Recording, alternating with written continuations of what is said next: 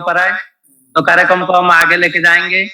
जो हमारा पिछला कार्यक्रम में विषय था, हमारा मार्गदर्शक महर्षि स्वामी दयानंद सरस्वती, उसी के ऊपर विचार करेंगे। तो आइए, पहले तो हम युवा आर्य समाज उड़ीसा के तरफ से उनको शुभेच्छा अभिनंदन के साथ स्वागत करते हैं।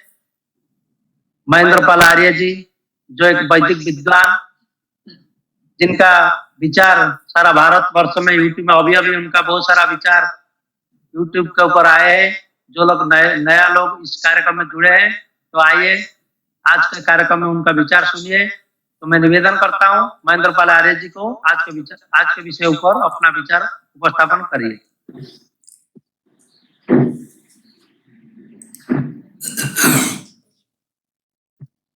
ओम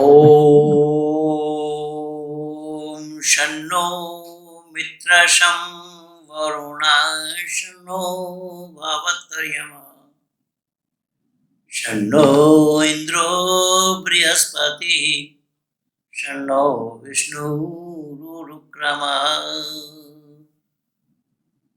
आदर और सम्मान की ओर हमारे आचार्यवर वीरेंद्र जी, हमारे कार्यकर्ता अधिकारी भाई प्रवीण जी और अन्य सभी साथी संगी, युवा आर्य समाज के सभी कार्यकर्ता और अधिकारी वर्ग, हमारे पैनल में जुड़े माननीय मेरे मित्र डॉक्टर तनवीर आलम जी और माननीय एडवोकेट बलराम जी, और जितने भी इस कार्यक्रम में सम्मिलित हुए हैं, मैं सबको तहे दिल से नमन करता हूं। और जो विचार मेरे आप लोगों तक पहुंचानी है, वो है कि हमारे मार्गदर्शक ऋषिवर देव दयानंद, मैंने पिछले दिन बोला था कि अनेक सारे महापुरुषों का आगमन हुआ, अनेक सारे पथ प्रदर्शक आए, अनेक सारे रहबर आए, अनेक सारे पैगंबरों का भी आगमन हुआ, लेकिन ऋषि दयानंद ने जो विचार हमें दिया है वो औरों से मिलना संभव नहीं हुआ। और ऋषिवर देव दयानंद ने बहुत ही छोटी छोटी बातों को सरलीकरण करते हुए जनमानस तक पहुंचाया है। बहुत छोटी छोटी बातें, और उन छोटी छोटी बातों में ऋषि दयानंद ने अपने अमर ग्रंथ सत्यार्थ प्रकाश को लिख करके दिया जनता जनार्दनों के बीच। और वो सत्यार्थ प्रकाश उन दिनों में लिखी गई जो कि चारों तरफ घोर अंधकार, अनाचार, अविचार, अत्याचार, दुराचार आदि आदि फैला हुआ था। और ईश्वर के नाम से, देवी देवताओं के नाम से लोगों के लूटने की परिपाटी लोगों ने बना रखी थी। और ऐसी अवस्था में ऋषिवर देव दयानंद का आगमन हुआ और उन्होंने डंके की चोट कहा कि हम मानव कहलाने वालों को चाहिए कि वैदिक सिद्धांत क्या है, वेदों की मान्यता क्या है, वेदों के साथ जुड़े बगैर, वेद को जाने बिना, वेद को पढ़े बिना, वैदिक संस्कृति को बिना जाने मानव जीवन का सफल बनाया जाना संभव नहीं होगा। ये बहुत बड़ी बात आदिगुरु शंकराचार्य के बाद अगर इस वेदों को लेकर के धरती पर कोई आए तो उन मनीषी का नाम महर्षि दयानंद सरस्वती था। तो शायद आप लोग मन ही मन सोचते होंगे कि शंकराचार्य यहाँ कहाँ से आ गए। शंकराचार्य का काल जो था वो उन जैन काल में उन्होंने मूर्ति पूजा के खिलाफ बहुत बड़ा प्रहार किया। शंकराचार्य मूर्ति पूजक नहीं थे और मूर्ति पूजने से उन्होंने दुनिया को मना किया था कि वेद में मूर्ति पूजा नहीं है। यहाँ तक कि शंकराचार्य राजा महाराजाओं से मिल करके मूर्ति तोड़ने का काम उन्होंने किया है और इनका मूर्ति तोड़ना देखकर जैनियों ने मूर्तियों को मिट्टी के अंदर में छुपा कर रखते रहे। आज भी जो पुरातत्व विभाग के माध्यम से यत्र तत्र हम मूर्तियों को देख पा रहे हैं या निकालते हुए देख रहे हैं, ये उसी काल का ही किया कराया काम था। क्योंकि मूर्ति पूजा वैदिक संस्कृति में पहले भी नहीं था, न वेद में है और न वेद से मूर्ति पूजा मिलना संभव है। शंकराचार्य ने इस संदर्भ में जो काम किया है तो ऋषि दयानंद ने अपने अमर ग्रंथ सत्यार्थ प्रकाश की 11वां समुल्लास में शंकर आचार्य की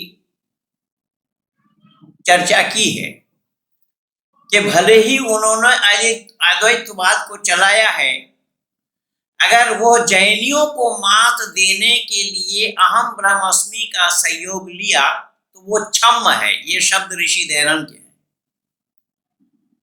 कहने का तात्पर्य मेरा ये है कि ऋषिवर देव दयानंद ने मानव मात्र को, क्योंकि हमारे यहाँ पर तो पक्षपात की कोई बात नहीं है, हिंदू मुस्लिम सिख ईसाई जैनी बौद्धी इस प्रकार का कोई उपदेश वेद में नहीं आया है। और उन दिनों में जो चल रहे थे मत मतांतर, उन मत मतांतरों का भी ऋषि दयानंद ने बहुत नजदीक से अवलोकन किया।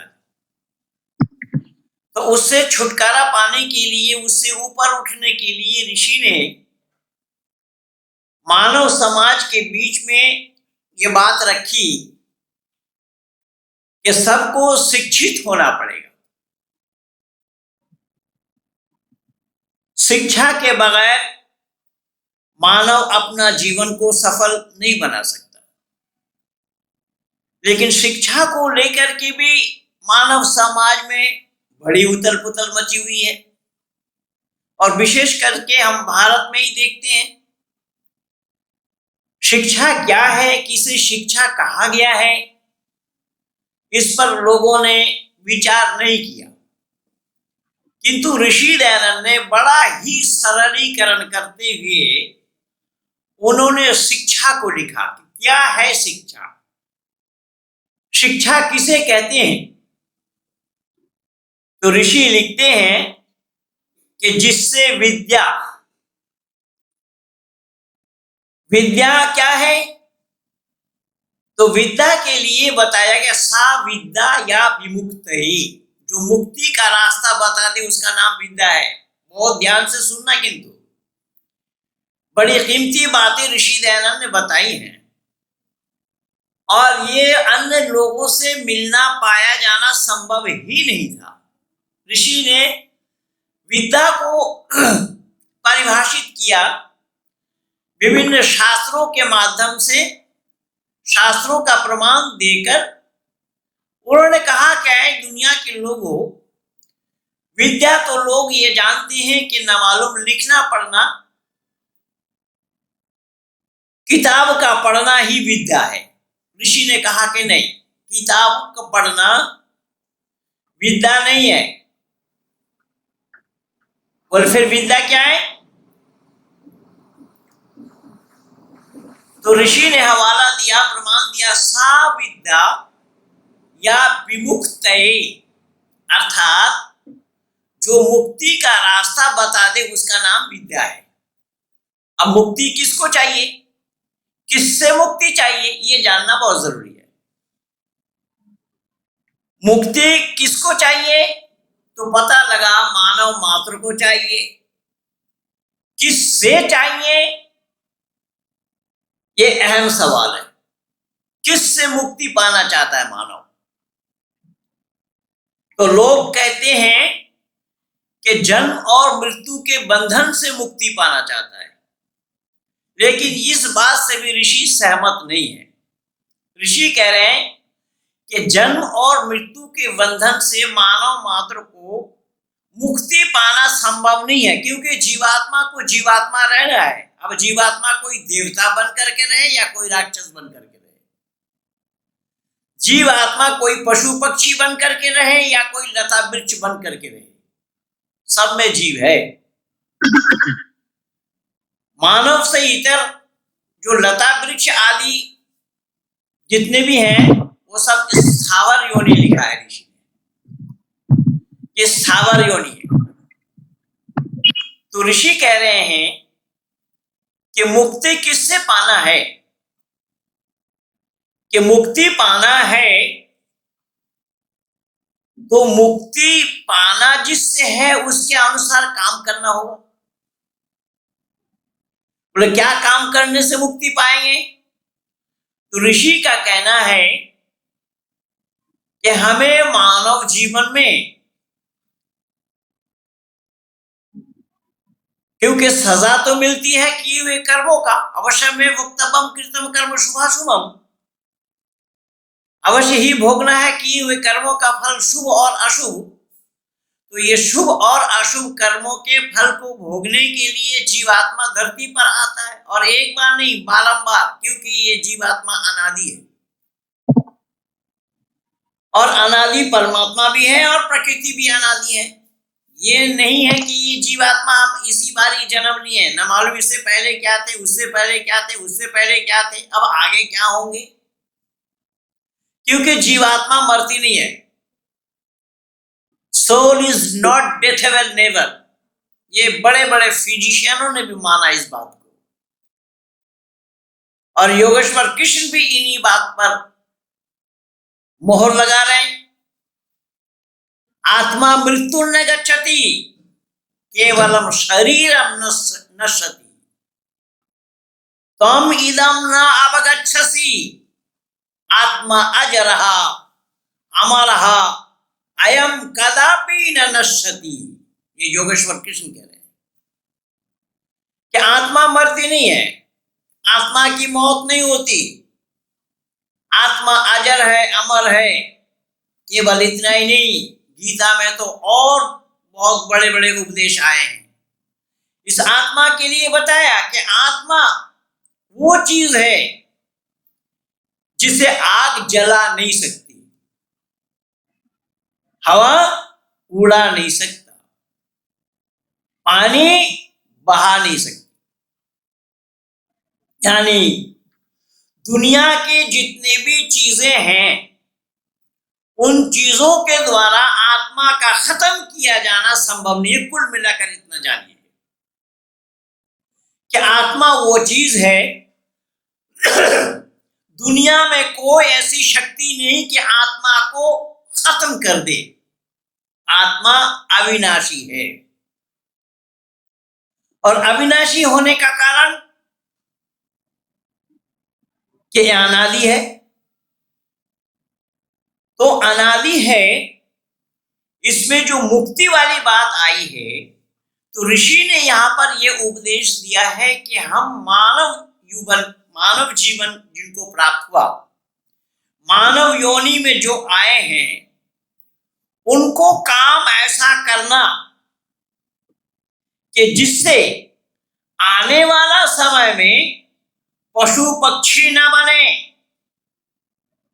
लता वृक्ष न बने, अपितु देवत्व को प्राप्त करें। ये है मुक्ति।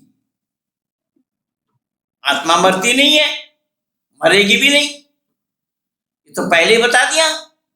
आत्मा रहना है, तो ऋषि कह रहे हैं कि मुक्ति किससे?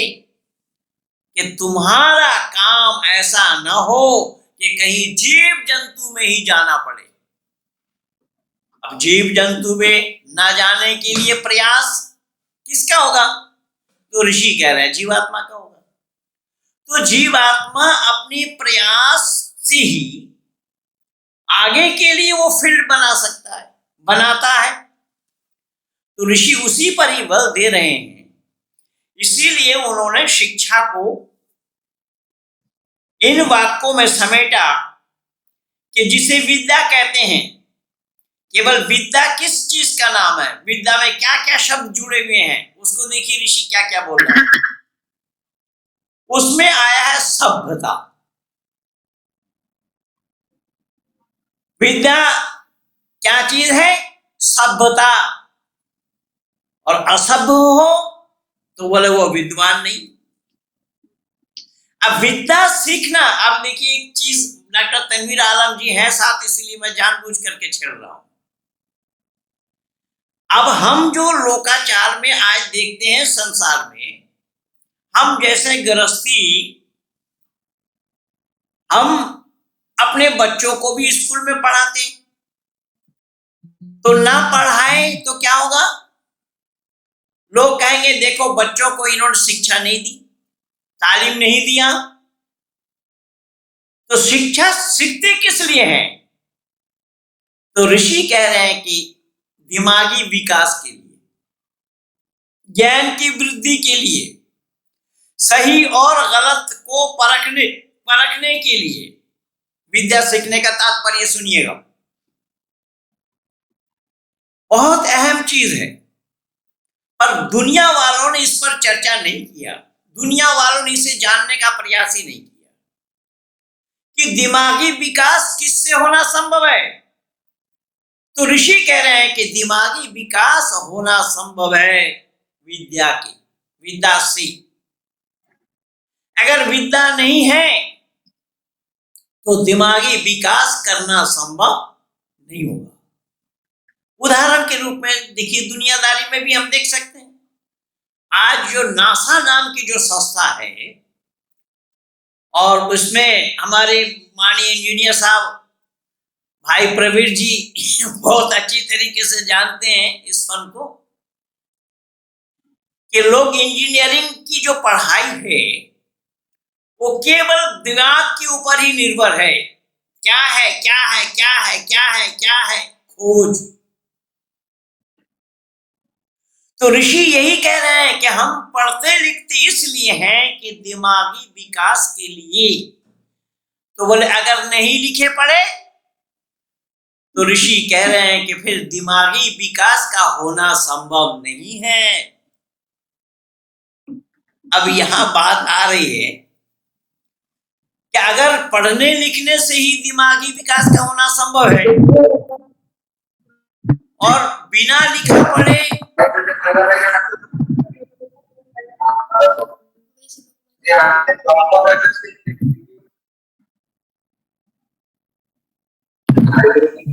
बिना लिखा पढ़े लोगों की दिमागी विकास होना संभव नहीं है। ऋषि कह रहे हैं कि नहीं, क्योंकि लिखे पढ़े बगैर, जो लिखता पढ़ता नहीं है, तो लोकालय में, लोक समाज में, मानव समाज में उसे जाहिल कहते हैं, अपढ़ कहते हैं, मूर्ख कहते हैं। केवल जाहिल अपढ़ मूर्ख ही नहीं, अपितु कई बार लोग उसे जानवरों के साथ भी उपमा दे देते हैं कि तेरे पास बुद्धि नहीं है, तू तो गधा है, ऐसा बोलते हैं। तो ऋषि कह रहे हैं कि इससे छुटकारा पाने के लिए क्या करना होगा? विद्या सीखनी होगी। तो विद्या के लिए वहां आया सभ्यता।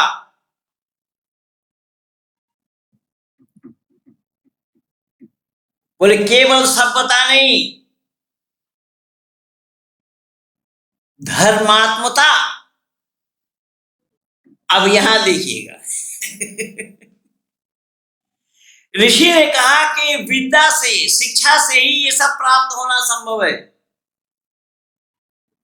धर्मात्मता, धर्मात्मापन,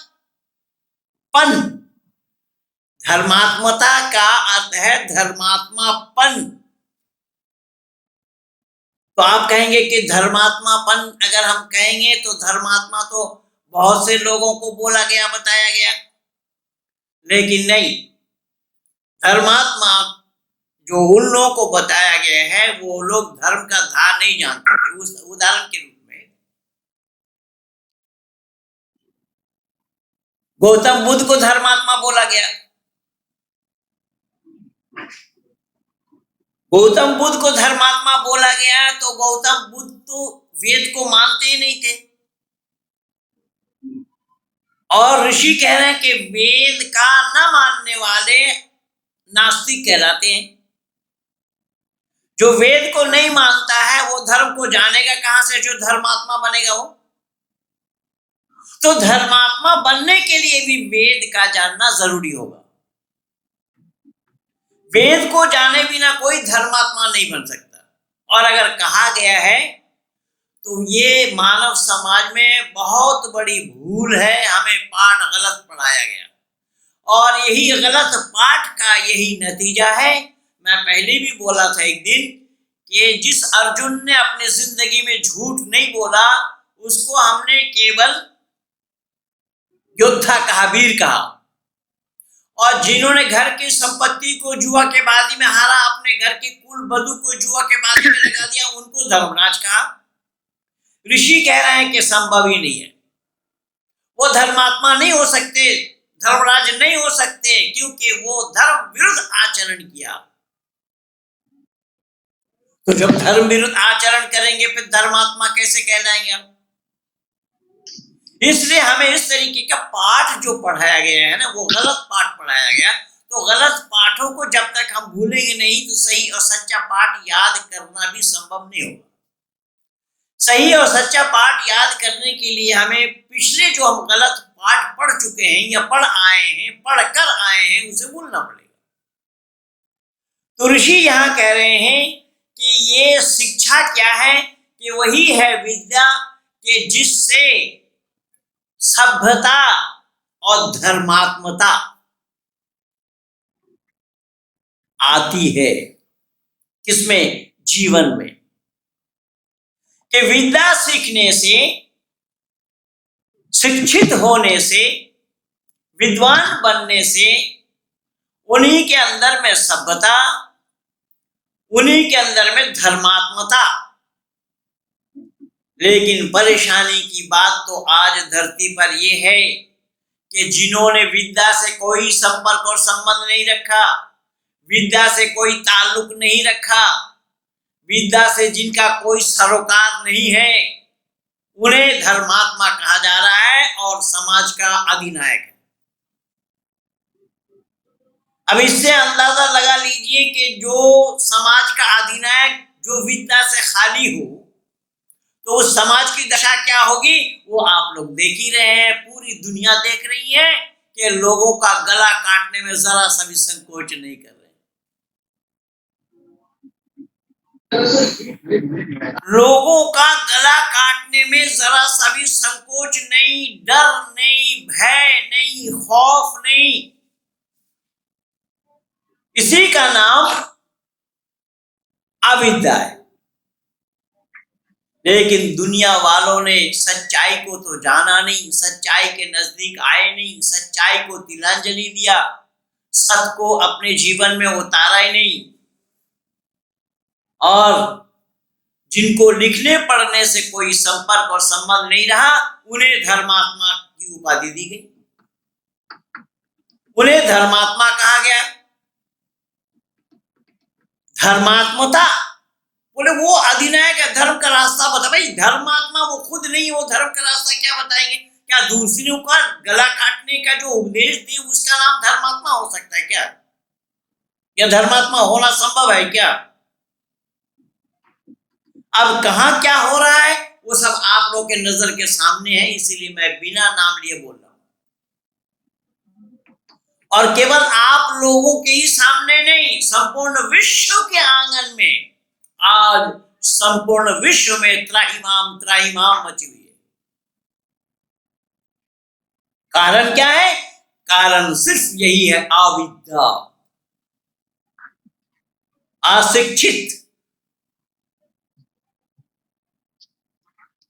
तो जिन्होंने शिक्षा को अपने पास आने नहीं दिया, जिन्होंने विद्या को पढ़ा नहीं, विद्या को जाना नहीं, विद्या को सीखा नहीं, तो वो सत्य से कहां जुड़ सकते थे। इसलिए ऋषि कह रहे हैं कि केवल धर्मात्मा ही नहीं, धर्मात्मता ही नहीं, जितेंद्रियता, शब्द पर ध्यान देना। ऋषि कह रहे हैं कि जितेंद्रियता, और जितेंद्रियता कहां से पाएंगे? ऋषि कह रहे हैं शिक्षा से, ऋषि कह रहे हैं विद्या से। लेकिन जहां पर जितेंद्रियता ना हो, जहां पर जितेंद्रियता नाम की कोई चीज ना हो,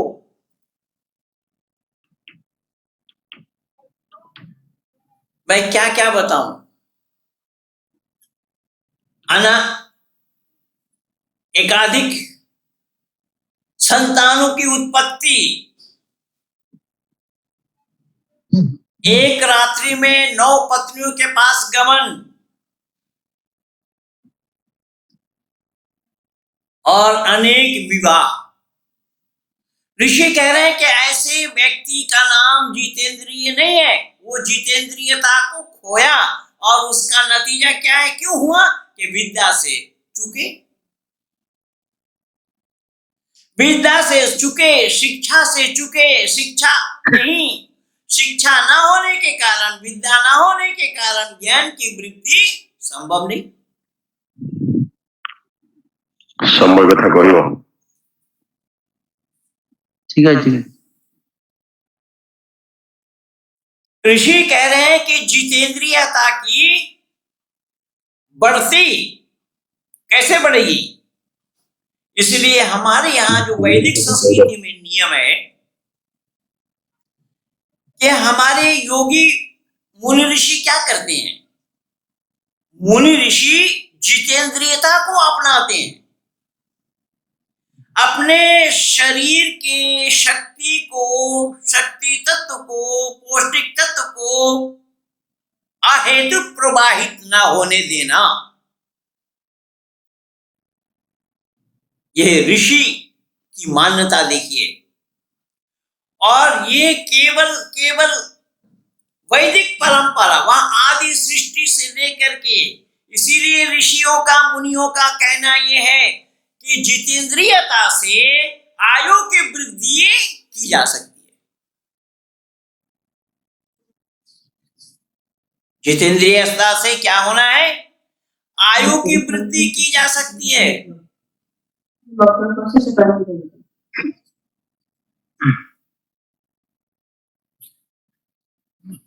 और अविद्या आदि दोष छूटे। अविद्या आदि दोष छूटेंगे कहां से? शिक्षा से, विद्या से, विद्वान बनने पर, शिक्षित बनने पर। लेकिन हम शिक्षा के नजदीक नहीं गए,